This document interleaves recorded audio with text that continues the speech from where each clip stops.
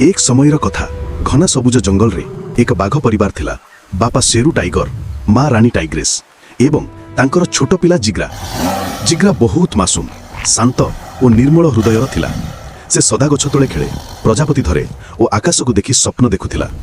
किंतु ताहार मन अलगा थिला। से भाबुथिला ए जंगल रे सबु प्राणी को बंचिबार अधिकार अछि।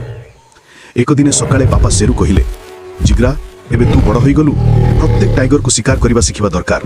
आज तू निजर प्रथम शिकार करिबु। जिग्रा भयभीत हैला, तार मनरे चिंता उठिला। शक्ति देखाइबा पई अन्य को मारी देबा दरकार कि? किंतु बापांक कथा को ना मानिबा उचित नहे।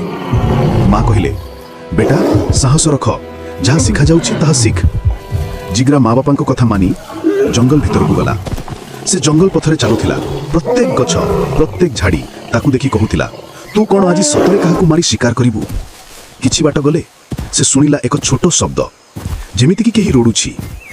से झाड़ीर पछकू गले देखिला एक छोट हाथीर बछा नाम गुड्डू एक बड़ लतारे फसी जाइथिला। जिग्रा तार पांझारे सेही लता को काटी गुड्डू को बाहर करिला। गुड्डू डरी डरी कहिला, तुम मते खाइबा को आसीछ?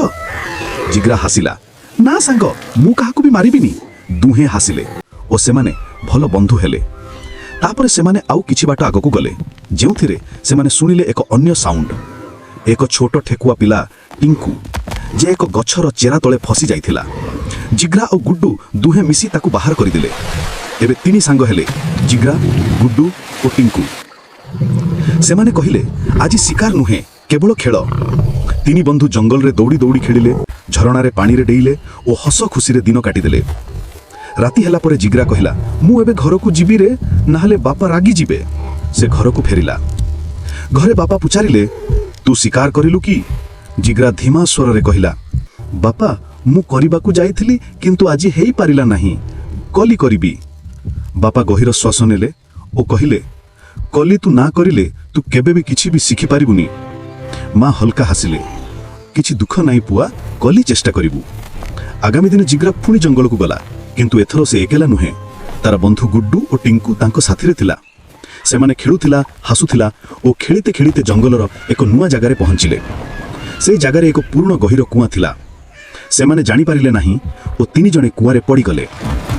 कुआं भितरे अंधकार पानी और खसड़ा दिवाल थिला। अचानक एक भयानक फुकफरार शब्द, ताहा एक बड़ नागर शब्द थिला। तीनी बंधु डरीरे एकठी हेले। बाहरे राति हेले और जंगल निस्तब्ध। घर को जिग्रा फेरिला नहीं। रानीमा कांदिला, शेरू आमर जिग्रा आसी नहीं, किछि होइनी तार। हाथी और खरगोशर माँ बापा मध्य तांको पुओ खोजिबाक लागिले। संपूर्ण जंगल तांको खोजिबार लागिगला, किंतु केही मिलिलेनी। रानी कहिला, तमे आमर जिग्रा को एते बाध्य कल काहीकि स्वामी? खाइबा को कोन अभाव थिबा कि? से तो अबे पिला तो ना। हिमु प्राणी मानकु बहुत भल पाए। अचानक से सुनिला कुआर भितररु एक शब्द, बचाओ बचाओ। हिमु तुरंत दौड़ी आसिला और कुआरे झांकी देखिला। तारे भितरे तीनी बंधु और एक नाग। से जंगलरू एक बड़ मजबूत लाठी नेला और कुआरे पकाइला। कहिला, जल्दी एही लाठी धरी ऊपर को आस। जिग्रा प्रथमे ताहार बंधु मानकु ऊपर पठाइला। प्रथमे टिंकू, तापरे गुड्डू और शेषरे निजे ऊपर आसिला। नाग को हिमु सावधान रे बाहर को काढिला। सेही समय तीनी बंधुंकर माँ बापा मध्य आसीगले। सभिंकर आखिरे आनंदर लुह। रानी जिग्रा को गड़ारे लगाइला और कहिला, आस मो पुआ। जिग्रा हसिला और कहिला, माँ आज मु शिकार करी नहीं, किंतु मु जीवन बंचाइली। संपूर्ण जंगल खुशी रे नाचिला। सेही दिनरु सबुआडे कहिबा लागिले, जिग्रा जंगलर सच्चा हिरो। असल शक्ति काहाकू मारी दबारे नुहे, बरं बंचाइबारे और बंधुत्व निभाइबारे थाए। Welcome to Himyu Tunes. Don't forget to subscribe.